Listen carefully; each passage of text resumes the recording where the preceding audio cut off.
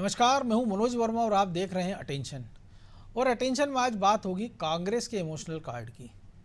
तीसरे चरण में प्रियंका गांधी ने मुरैना में हुंकार भरी। उन्होंने इस दौरान इमोशनल कार्ड भी चला। विरासत टैक्स पर सफाई देते हुए कहा कि उनके पिता पर संपत्ति बचाने के आरोप लगते हैं, लेकिन उन्होंने इस देश के लिए शहादत दी। साथ ही प्रियंका ने कांग्रेस को हिंदू धर्म पर आधारित पार्टी बताया और कहा कि उनकी मां ने उन्हें हिंदू धर्म के बारे में बताया। इस दौरान उन्होंने बीजेपी पर कई वार किए और तीसरे चरण में कांग्रेस का इमोशनल कार्ड और हिंदुत्व की राह उसके लिए चुनाव में कितनी मददगार साबित होगी, आज चर्चा में से समझने की कोशिश करेंगे। लेकिन पहले प्रियंका का बयान सुन लीजिए। जब मोदी जी मंच पे खड़े होकर मेरे पिता को देशद्रोही बोलते हैं, जब मोदी जी कहते हैं कि मेरे पिताजी ने कोई कानून बदल दिया अपनी मां से विरासत लेने के लिए, तो मोदी जी इस बात को समझ नहीं पाएंगे कि मेरे पिताजी को विरासत में धन दौलत नहीं मिली, मेरे पिताजी को विरासत में शहादत की भावना मिली। महात्मा गांधी जी ने जो आंदोलन किया ब्रिटिश साम्राज्य के खिलाफ, किस पे आधारित था? वो हिंदू धर्म की सीख पे आधारित था। कांग्रेस पार्टी किस पे आधारित है? हिंदू धर्म जो सिखाता है उस पे आधारित है। हम सब धार्मिक हैं। इस देश में कोई ऐसा नहीं है जो धार्मिक नहीं है। इंदिरा जी ने मुझे सिखाया पूजा करना। पूजा का कमरा था उनके कमरे के पास, रोज सुबह बैठती थी। इंदिरा जी ने सिखाया। राजीव जी के साथ में मंदिर जाती थी। मेरी माँ जो यहाँ आई विदेश से, यहाँ की परंपराएं सीखी, उन्होंने मुझे सिखाया धर्म क्या होता है, हिंदू धर्म क्या है। हिंदू धर्म सत्य है। तो इसी मुद्दे पर चर्चा करने के लिए हमारे साथ जुड़ गए हैं वरिष्ठ पत्रकार दिनेश गुप्ता और हमारे सहयोगी प्रभु पटेरिया और ब्रजेश चौक से। वो स्वागत है दिनेश जी आपका अनादि टीवी में। और अभी तक दो चरण में हमने देखा, पहले चरण में विकास की बात, दूसरे चरण में हमने देखा आरक्षण, मंगलसूत्र, और अब प्रियंका गांधी का इमोशनल कार्ड कि हिंदुत्व पर जो आरोप लगाते रहे प्रधानमंत्री सहित बीजेपी के तमाम नेता राम मंदिर को लेकर। तो भले राम मंदिर का जिक्र ना किया हो प्रियंका ने, लेकिन हिंदुत्व का तार जरूर छेड़ दिया। फिर उसमें महात्मा गांधी भी आ गए, इंदिरा गांधी भी आ गई, राजीव गांधी भी आ गए और सोनिया भी। नहीं तो देखिए मनोज जी, ये तो बड़ा स्वाभाविक सा है। इसे एक्शन का रिएक्शन कहते हैं जी। जब एक कोई राजनीतिक दल कोई मुद्दा लाता है तो दूसरा लाता है। और जो प्रियंका गांधी बात कर रही हैं, वो तो सबको पता है कि इंदिरा गांधी के साथ क्या हुआ, राजीव गांधी के साथ क्या हुआ। और ये तो इस विषय को तो केवल वो बता रही है कि अपनी शहादत को याद दिला रही है। और ये शहादत को याद दिलाने की जरूरत क्यों पड़ी? क्योंकि जिस इतिहास की बात हम लगातार सुनते थे कि इतिहास बदलने की बात हो रही है, गलत इतिहास लिखा गया, ये लगातार हम 10 साल से सुन रहे हैं। और ये तो वैसे तो कई सालों से ये चल रहा है कि गलत इतिहास लिखा गया। तो अब जो बात हो रही है इतिहास को, नए इतिहास जो हमारे सामने है, उसमें इन सारी शहादतों पर भी कहीं ना कहीं ये इन पर जो है इनको किनारे करने की बात हो रही। तो इसलिए ये मुद्दा है। देखिए क्या है कि जब पूरा चुनाव भावनात्मक हो, यदि आप मंगलसूत्र की का जिक्र भावनात्मक तरीके से करेंगे तो फिर बहुत सारे सवाल उठेंगे। इसमें प्रियंका गांधी चूंकि उसके लिए एक ठीक वो है नेता जिसको उन्हें इस बात को कहना चाहिए, क्योंकि ये बात यदि राहुल गांधी कहते तो शायद वो लोगों के बीच में, महिलाओं के बीच में उतना इफेक्ट नहीं छोड़ती जितना कि प्रियंका गांधी के केवल एक इमोशनल बात तो उन्होंने कही नहीं, बहुत सारे जो दूसरे मुद्दे थे जो मुरैना से जुड़े हुए थे। इमोशनल तो उसमें कुछ जो है मुझे लगता है सबसे कम समय पे उन्होंने उसकी बात की। बाकी जगह तो जो उन्होंने बात की अग्निवीर, जिसको लेकर प्रधानमंत्री ने उसी मुरैना में अग्निवीर को लेकर कहा था, बहुत सारे दूसरे नेताओं ने मैं अग्निवीर को लेकर वहां कहा, वो जो दूसरे मुद्दे थे वो वहां ज्यादा उन्होंने उसका जिक्र किया। और इमोशनल तो देखिए अब टेक्नोलॉजी की बात है, ये कोई आम आदमी को सब पता है कि कहाँ क्या हो रहा है और किस तरह की चीजें, उसका माइंड बहुत सेट है। बिल्कुल। तो वो इस तरह के इमोशनल अब फैसले लेता नहीं है। वो राजनीति का दौर चला गया। अब जो फैसले होते हैं वो भावनात्मक भी। अभी आप देखिए ना कि जो जिस धार्मिक मुद्दे राम का जिक्र आप कर रहे थे, उसको लेकर भी बीजेपी कॉन्फिडेंट नहीं है कि वो चुनाव जीत जाएगी। इस अकेले मुद्दे पर हमने राम मंदिर बनवा दिया है तो जनता फिर हमको बिठा के 400 पार ले आएगी, वो भी कॉन्फिडेंट नहीं है। उसका भी जो आत्मविश्वास है वो हिला हुआ है, इसलिए वो दाएं बाएं हो रही है। उसको क्या जरूरत है मंगलसूत्र की बात करने की, जब आपके पास इतनी बड़ी उपलब्धि थी जिस पर आप इतने सालों से राजनीति करते रहे। तो क्या आपका वोटर पर आपका भरोसा खत्म हो गया कि ये काम चला खत्म हो गया है, मंदिर बन गया तो वोटर वोट नहीं देगा? इतना डर क्यों? उनको भी तो कॉन्फिडेंट रहना चाहिए था।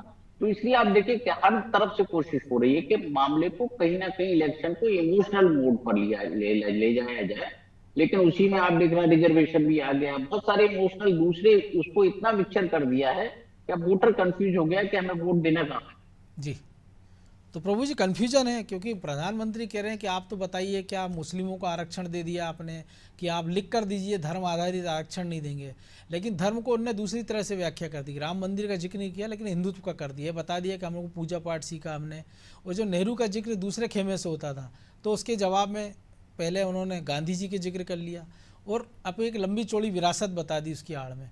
तो क्या वाकई इमोशनल बनाने का प्रयास है मुद्दे? अग्निवीर जो चूँकि भिंड मुरैना के ज़्यादातर युवा हमने देखा सेना पुलिस में जाते हैं, और एक मुद्दा तमाम जगह उठ ही रहा, क्योंकि राजीव गांधी, माफ़ कीजिए, राहुल गांधी से लेकर तमाम सारे नेता कह रहे हैं कि ये ख़त्म कर देंगे, लेकिन एक पिच की टोन सेट करने का प्रयास हो रहा तीसरे चरण के पहले भले मध्य प्रदेश की धरती से, क्योंकि आवाज़ तो इसकी पूरे देश में गूंजना है।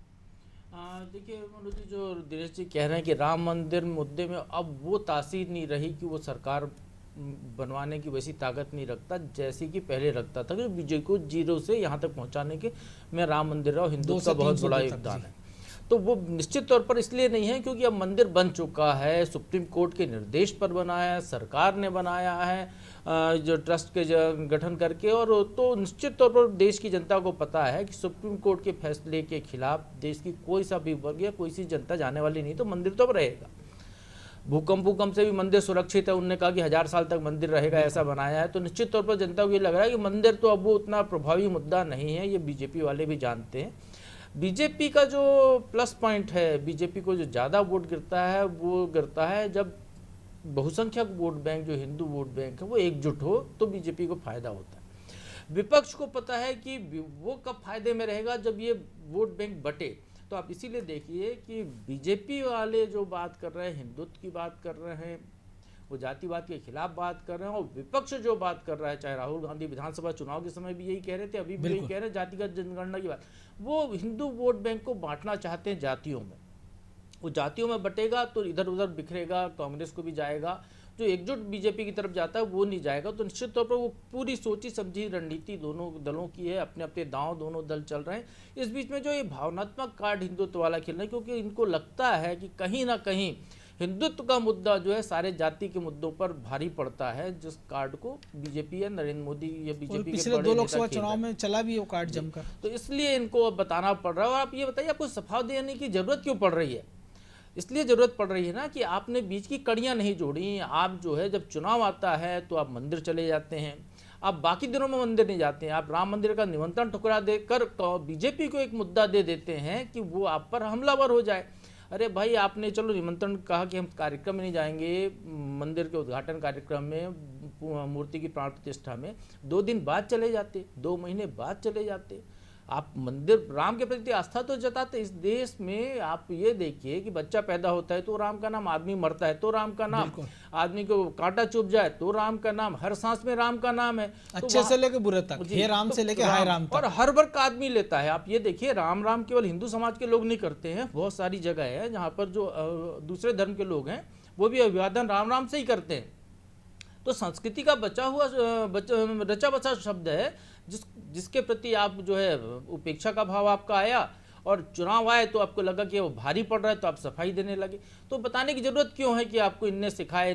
हमने तो ये भी सुना है कि इंदिरा गांधी जब थी तो उनके समय ये था कि रात को डाइनिंग टेबल पे खाना खाते वक्त, रात के खाने के समय हिंदी में बात होगी। क्यों? क्योंकि उस घर में सारे लोग, इसका आशय ये है ना, उस घर में सारे लोग दिन भर में अंग्रेजी में ही बात करते थे। बिल्कुल, वो हिंदी उनकी जबान पर चढ़े तो केवल रात के खाने के समय उनने वो कहा कि नहीं, इसमें कंपलसरी होगा कि हिंदी में ही बात करेंगे, अनिवार्य किया गया।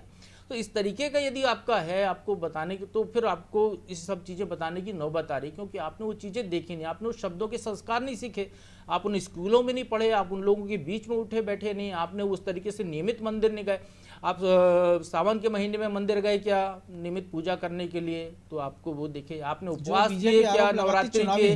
देखिए प्रधानमंत्री नरेंद्र मोदी भले वो बताते हो, लेकिन वो उपवास कर रहे हैं ना, वो प्रचारित करते हैं कि हम 9 दिन उपवास कर रहे हैं, नींबू पानी पी रहे हैं या ये भी कर रहे हैं, तो वो समाज से नीचे तक आम आदमी से वो अपने आप को जोड़ रहे हैं कि वो गांव का गरीब आदमी उपवास कर रहा है तो देश का प्रधानमंत्री भी हिंदू धर्म के मान्यता के हिसाब से वैसे ही उपवास कर रहा है। आप यहाँ पर चूक जाते हैं, आप केवल चुनाव के वक्त पर अपने को बताने की आपकी जरूरत पड़ती है।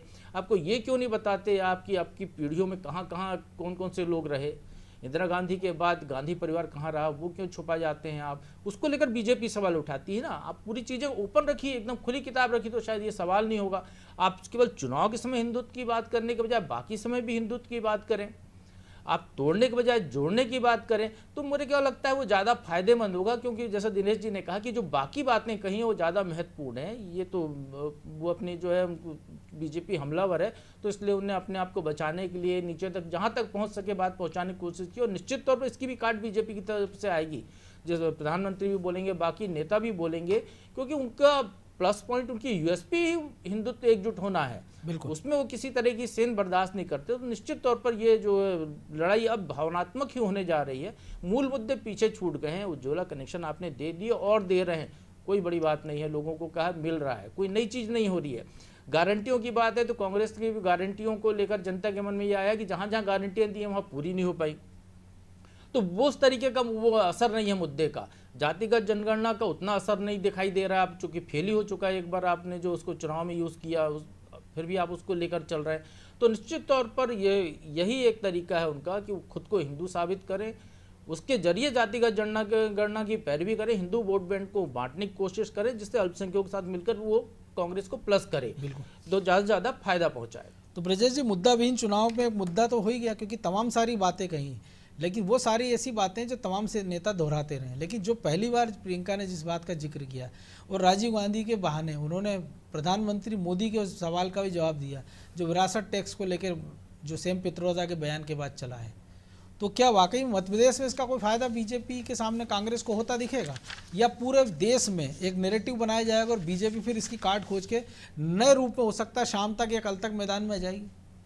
देखिए मनोज जी, हम देख रहे हैं पहला चरण हो या दूसरा चरण हो, मुद्दे बदलते रहे। मंगलसूत्र की जब बात हुई थी तब भी प्रियंका गांधी ने इस तरह से इमोशनल कार्ड खेला था कि मेरी माँ ने तो मंगलसूत्र कुर्बान किया है देश पर। बिल्कुल। तो आप देखिए इमोशनल कार्ड खेला पहली बार भी नहीं, दूसरी बार हिंदुत्व की बात है तो हम देख रहे हैं किस तरह से जब पिछले चुनाव होते हैं तो सोमनाथ मंदिर पहुंच जाते हैं राहुल गांधी, जनेऊ बताते हैं और खुद को ब्राह्मण कुल का बताते हैं। तो आप देखिए ये पहली बार नहीं हो रहा है। और यदि मुरैना में उन्होंने दूसरे मुद्दे भी छेड़े हैं, तो यदि बेरोजगारी की हम बात करें, महंगाई की बात करें, तो ये शुरू से ही लेकर कांग्रेस इनको चल रही है। लेकिन क्या ये असरकारक हो रहे हैं इस वजह से, या इनका असर नहीं हो रहा है क्या इस वजह से हिंदू कार्ड पे आपको आ रहा है? क्योंकि हिंदुत्व के छाते पर राम मंदिर के नाम पर हिंदू एक हुआ है, और निश्चित तौर पर राम मंदिर का उतना असर भले ही ना हो जब वो नहीं बना था, लेकिन इसको बिल्कुल ही नकारा नहीं जा सकता है कि राम मंदिर का असर नहीं है। क्योंकि मैंने वो 14 दिन अयोध्या में बिताए हैं मनोज जी, और आज भी आप ग्रामीण क्षेत्र में जाओगे तो राम मंदिर का असर तो है चुनाव पर, लेकिन उतना नहीं है जितना होना चाहिए। जो मुद्दा नहीं है, हाँ, एक मुद्दा हो सकता है, एक मुद्दा है वो, और लोग मानते हैं कि राम मंदिर बीजेपी का, तो इसका बीजेपी ने बनवाया तो इसका फायदा उसको मिलेगा। लेकिन उस हिसाब से सिर्फ राम मंदिर के लिए बम्पर वोटिंग नहीं हो रही है, ये एक चिंता का विषय है। शायद इसी वजह से दूसरे मुद्दों पर बीजेपी जा रही है। जो रही बात कि यदि मुरैना में बात की है अन्य मुद्दों पर प्रियंका गांधी ने, तो अग्निवीर एक मुद्दा था, क्योंकि उसी क्षेत्र में जब प्रधानमंत्री नरेंद्र मोदी जाते हैं तो वन रैंक वन पेंशन की बात करते हैं, वो अग्निवीर की बात नहीं करते हैं। लेकिन वो कहते हैं कि सेना को जो नहीं मिला अभी तक वो हमने दिया है।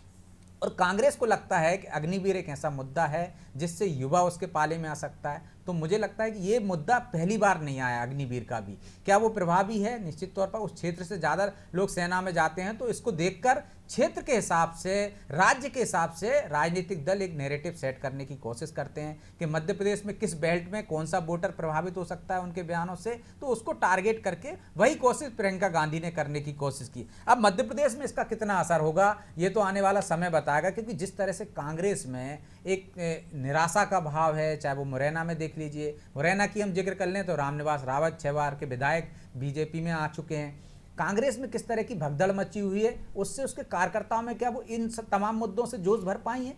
निश्चित तौर पर ये एक बड़ा सवाल है। वो सिर्फ इमोशनल कार्ड खेलकर कुछ मतदाताओं को प्रभावित कर सकती हैं। वो आरक्षण की बात करके, संविधान खतरे में है बात करके सिर्फ एक वोट बैंक को अपने पाले में ला सकती हैं कि भाई आरक्षण खत्म हो जाएगा, तो वो एक दलित वोट बैंक है और जो आरक्षण से प्रभावित है, लाभ ले रहा है, उसको साधने की कोशिश। क्या प्रियंका गांधी ऐसी कोई जतन करके गई हैं कि उसके कार्यकर्ताओं में जोश आ जाए, उसके कार्यकर्ता फिर निकले मैदान में और वो अपने वोटर को वहां तक ले जाएं? तो मुझे लगता है ऐसा कुछ नजर नहीं आया उनके जोश से, उनके भाषण से, उनके किसी संगठन में कुछ दिशा निर्देश देने से, या रामनिवास रावत चले गए हैं तो वो कोई संदेश दे पाए कि घबराने की जरूरत नहीं है, कि यदि सिंधिया भी चले गए हैं तो कांग्रेस में ऐसी पार्टी है कि नया नेता खड़ा कर सकती है। वो कहीं दिखा नहीं है। तो क्या कार्यकर्ताओं में जोश आया? निश्चित तौर पर ये एक बड़ा सवाल है। यदि कार्यकर्ता आपके चार्ज नहीं हुए, संगठन आपका चार्ज नहीं हुआ, अकेला प्रत्याशी आपका मैदान में लड़ रहा है, तो सिर्फ बाकी के मुद्दे क्या उतने असरकारक होंगे? क्योंकि ये तमाम मुद्दे हम देख रहे हैं, पहले चरण में भी थे, दूसरे चरण में भी थे, और उससे जो पहले चुनाव होते रहे,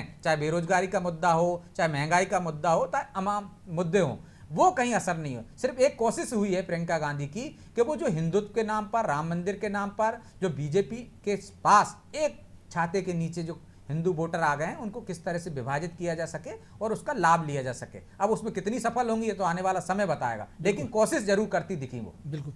तो गुप्ता जी कोशिश कर रही है, लेकिन एक रणनीतिक आपको नहीं लगता गलती कि पहले भिंड के बगल में भिंड में आ जाते राहुल गांधी और बगल में प्रियंका आ जाती मुरैना में, बजाय उसके कि वो गुना आ जाती, कुछ ऐसा कहती तो शायद एक नया जोश आ जाता कार्यकर्ताओं में, या लगता कि आप वाकई गंभीर हो, घेराबंदी कर रहे हो। और जिस अग्निवीर का जिक्र कर रहे हैं तो उसका काउंटर मुझे लगता है हम भी देख रहे हैं कि बीजेपी ने शायद ढूंढ लिया है, क्योंकि अब पाकिस्तान की बात होने लगी, प्रधानमंत्री हो, रक्षा मंत्री हो, मुख्यमंत्री हो, कि पाकिस्तान को हमने उसकी औकात दिखा दी है। हमारे यहाँ डाटा की बात हो रही है, उनके पास आटा नहीं है। पहले सरकार चिट्ठी लिखती थी, हम अब गोलीबारी कर देते हैं, घर में घुस के मार देते हैं। तो शायद अग्निमुद्रा का विद्या शायद इतना इम्पैक्ट ना डाल पाए। ये हमारा अपना आकलन है, ये वोटर का आकलन नहीं हो सकता, क्योंकि अभी तो ये मुद्दा आया है ना। वोटर का आकलन तो जब हम चुनाव परिणामों में देखेंगे। और देखिए ये अब बहुत सारी चीजें इस इलेक्शन में, आप 14 के इलेक्शन को में जो मुद्दा था 19 में नहीं था, 19 में जो मुद्दे थे वो 24 में नहीं। यदि आप देखिए कोई मुद्दा असर कर रहा होता तो भारतीय जनता पार्टी को अपना ग्राउंड बार बार क्यों बदलना पड़ता? समस्या तो उसकी ये है कि ना तो राम मंदिर टिक रहा है, ना आरक्षण टिक रहा है, तो आप पाकिस्तान पे आ जाओ। तो ये जो सारी चीजें हैं ये उसको असर नहीं करें। देखिए जितनी भी चीजें हैं भारतीय जनता पार्टी के, आप 1957 से लेके 2024 तक के जितने भी चाहे आप उनके घोषणा पत्र उठा लीजिए, वो जिन मुद्दों की बात करता है या जिस वोटर के लिए बात करता है, पाकिस्तान भी उसी के लिए है, 370 भी उसी वोटर के लिए है, 3 तलाक भी उसी वोटर के लिए है, यूसीसी भी उसी वोटर के लिए है, मुस्लिम आरक्षण भी उसी वोटर के लिए है, सब कुछ वो उसी वोटर के लिए है। उसकी चिंता क्या है? ये करा ना, जो मुफ्त राशन है 5 साल का 80 करोड़ लोग, उज्ज्वला है, प्रधानमंत्री आवास है, शौचालय है, ये एक नया वोट बैंक तो बनाने का प्रयास कर ही रहे होंगे ना लाभार्थियों का। वो क्या आप इसे सफलता मानते हैं नरेंद्र मोदी की सरकार की? ये तो बीजेपी जवाब देगी इसका। नहीं, बीजेपी नहीं, मतलब मैं आपसे कह रहा हूँ क्योंकि हम तो जर्नलिस्ट हैं। जिस देश में 80 करोड़ लोगों को आप मुफ्त राशन दे रहे हो, क्या उस देश में वंदे भारत चलाई जानी चाहिए? उस देश की रिक्वायरमेंट क्या है? आपका विजन क्या है? ये भी लोगों के बीच चर्चा का विषय। ऐसा नहीं है कि केवल वो 80 करोड़ वोटर जिसे 5 किलो अनाज आप मुफ्त दे रहे हैं वो ताली बजा रहा है और आपको वोट दे आएगा कि हमने एक नया हितग्राही वर्ग कर लिया। आप मध्य प्रदेश में देखिए ना, 40% वोट किसे मिला? उसको मिला ना कांग्रेस पार्टी को, जिसको सरकार नहीं बना पाई जी। उस वोट बैंक पे तो फर्क नहीं आया, उस 5 किलो से भी फर्क नहीं आया, प्रधानमंत्री से भी फर्क नहीं आया। तो बहुत सारे ऐसे मुद्दे होते हैं जो लोगों के मुद्दे हैं, तो वो राजनेताओं के मुंह से नहीं सुनाई देते वो मुद्दे। तो राजनेताओं के मुद्दे अलग होते हैं और जो लोगों के मुद्दे हैं वो मुद्दे। लेकिन एक अंतर तो दिखा होगा ना, मुझे जो लगता है आपने भी महसूस किया होगा कि 40 से 2018 में 23 में 48 तक तो पहुंच गया, कांग्रेस 40 पे टिकी है। शायद और पीछे जाते तो 2019 में उनका जो चुनावी आंकड़ा था 58% का था वोट मांगने का। 58% से 48% की यात्रा को आप क्या कहें? वो लोकसभा विधानसभा में था ना, नहीं, अब इसको ये तो नहीं हो सकता ना, लोकसभा विधानसभा आप जिस वोट पर भारतीय जनता पार्टी जा रही है वो तो अपने वोट परसेंट की बात कर रही है ना। लोकसभा विधानसभा वो तो टोटल उसका जो कंसोलिडेट वोटर है उसकी बात कर रही है। जिस वोटर की आप बात कर रहे हैं ये उसी में है। उसमें प्रधानमंत्री के चेहरे पे जब वोट था, मध्य प्रदेश में भी तो था ना, मोदी की गारंटी पे ही वोट था ना, फिर क्यों कम हो गया? तो ये जो जितनी कवायद हम देख रहे हैं कि इतने दल बदल, आप कहते हो 4 लाख कांग्रेसी आ गए, तो 4 लाख कांग्रेसियों में आपको जरूरत क्यों पड़ रही है? ये जरूरत इसीलिए पड़ रही है कि आपकी ताकत जो है, आपके जो मुद्दे हैं वो जनता के बीच इफेक्ट नहीं कर रहा है। अन्यथा क्या जरूरत है कि आप जो है संजय शुक्ला को लाए, क्या जरूरत है आप कमलेश शाह को लाए? आपका काडर है ना, आप अपने काडर पे लड़िए ना चुनाव। जिस काडर की हम बात करते हैं, जिसकी हम बहुत कहते हैं कि संगठित पार्टी है, कांग्रेस तो जो है नेताओं की पार्टी है, तो फिर नेताओं की पार्टी के सामने आप इतने असहाय क्यों हो जाते हैं? आपको फिर धर्म क्यों दिखता है? आपको फिर इमोशनल चीजें क्यों दिखती हैं? फिर मुद्दों पे लड़िए, बताइए कि 80 करोड़ हमको क्यों देना पड़ रहा है लोगों को मुफ्त अनाज? जहां देखिए आप मुफ्त की चीज तब देते हैं जब कहीं ना कहीं आपका जो गवर्नेंस है वो फेल्यूर होता है, कहीं आपका डिलीवरी सिस्टम फेल्यूर होता है, आपका विजन कहीं ना कहीं गड़बड़ा रहा होता है। क्योंकि हम क्या है, देखिए ये वही स्थिति है जो शाइनिंग इंडिया की जो स्थिति हमने 2004 में देखी थी, इसीलिए ये चिंता दिख रही है, इसीलिए इतने जो इमोशनल मुद्दे आ रहे हैं। पाकिस्तान तक पहुंच गया, सर्जिकल स्ट्राइक तो थी ना, अब सर्जिकल स्ट्राइक की तो बात नहीं हो रही, अब पाकिस्तान पर आटा और डाटा की बात हो रही है, डाटा भी महंगा है। तो हर वर्ग है, आप केवल एक वर्ग को मत देखिए, क्योंकि जो वोटर है हमारे यहाँ मध्य प्रदेश में अलग तरीके से रिएक्ट करेगा। वो जो कर्नाटक की सियासत है, जो मध्य प्रदेश में जिसकी चर्चा होती है कि मध्य प्रदेश में जब आते हैं तो फिर वो मुस्लिम आरक्षण में बदल जाती है, तो वो एक अलग तरह की राजनीति है। तमिलनाडु में अलग होगी, क्योंकि हमारी जो हिंदुस्तान में अलग अलग तरह की पॉपुलेशन है। जी। और कांग्रेस कांग्रेस की जो सियासत है वो केवल जो है हिंदी पट्टी के राज्यों की सियासत नहीं कर रही, वो कि केवल हिंदी पट्टी का उसका मुद्दा है, इसलिए जितनी चर्चा है वो हिंदी पट्टी में ही हो रही है। जितने मुद्दों की चर्चा वो वहां अलग करते हैं, यहाँ अलग करते हैं। इसलिए जो मुद्दे हैं वो उनकी 200-250 सीट फिक्स है भारतीय जनता पार्टी की, जिसकी वो राजनीति करती है, बाकी वो अपने लिए बोनस मानती है। जी, प्रभु जी बोनस मानती है, तो आपको लगता है कि ये मुद्दे फिर प्रचार में और नए देखने को मिलेंगे, या इनका कोई इम्पैक्ट आएगा, या तीसरे चरण के बाद फिर मुद्दे बदलते नजर आएंगे? देखिए मनोज जी, मैंने भी कहा था और दिनेश जी भी वही बात कह रहे हैं, मैं भी सहमत हूँ कि इस बार के चुनाव में मुद्दे नहीं है, वैसा कोई करिश्माई मुद्दा नहीं है बीजेपी के पास जो पिछले 2 चुनाव में रहा है, जिसमें सरकार उनकी जो पहले से आखिरी चरण तक एक साथ चले। तो इसलिए उनको अलग अलग मुद्दों पर प्रयोग करना पड़ रहा है। निश्चित तौर पर हर बार एक नई चीज़ लेकर आनी पड़ रही है, और जैसा क्षेत्रवार अलग अलग जो सिनेरियो है, तो निश्चित तौर पर दक्षिण भारत में जाएंगे तो वो चाहे बीजेपी हो चाहे कांग्रेस, उनके नेताओं के बयान अलग तरीके से होंगे। उत्तर भारत में आएंगे तो अलग तरीके से होंगे। जो धार्मिक क्षेत्र है के जनता है उनके बीच में अलग बात करेंगे। लेकिन जहाँ तक जो 80 करोड़ लोगों को मुफ्त राशन की बात है, तो रेवड़ी पॉलिटिक्स तो भारत की राजनीति का एक अंग बन चुका है। जिस तरीके से मध्य प्रदेश में यदि हम देखते हैं 2018 में उनने कहा था कि कर्ज माफी करेंगे, और सरकार बन गई थी, भले कर नहीं पाए पूरी। वो जो गारंटी की बात है वो भी वही कह रही है। तो दक्षिण भारत से शुरू हुई और लगभग सभी पार्टियां नवराती हैं। केजरीवाल ने इसमें और मुलम्मा चढ़ाया, तो निश्चित तौर पर वो सभी दलों की मजबूरी है कि कुछ ना कुछ मुफ्त में बांटे। और जहां तक राशन मुफ्त में बांटने की बात है, तो मुझे ऐसा लगता है कि इसका तो अध्ययन होना चाहिए, क्योंकि वो देश जहां बहुतायत में पहले की तुलना में बहुत ज़्यादा अनाज उपजाया जा रहा है, कि हमारा अनाज जो है वो विदेश खरीद नहीं रहा है, जो बड़े देश है वो खरीद नहीं रहे, क्योंकि हमारे यहाँ केमिकल फर्टिलाइजर का प्रयोग बहुत ज़्यादा होता है। अभी तो मसाले तक में कीटनाशक की बात आई है। तो ये कहाँ जाएगा? ये या तो गोदामों में सड़ाया जाए, ये उसको मुफ्त में बांट दिया जाए, लेकिन उसको जब आपकी सड़ने से बचाने बांटने की नौबत आ रही है तो आप उसको इस तरीके से ले जा रहे हैं कि हम फ्री में दे रहे हैं, हम फ्री में दे रहे हैं। हो सकता है ये भी एक कारण हो, ये भी एक अध्ययन का विषय है कि इतना उत्पादन हो रहा है, उसको रखें कहाँ, उसको खपाएं कहाँ, तो निश्चित तौर पर उसका ये प्रयोग हो रहा होगा। और मुफ्त अनाज देने के बाद कहीं ना कहीं लोगों के जीवन स्तर में तो सुधार आया हो। जो वो पैसे अनाज पर खर्च करते थे वो दूसरी जगह खर्च कर रहे हैं, डाटा पे खर्च कर रहे हैं, जो बीजेपी प्रचार कर रही है कि डाटा हम दे रहे हैं।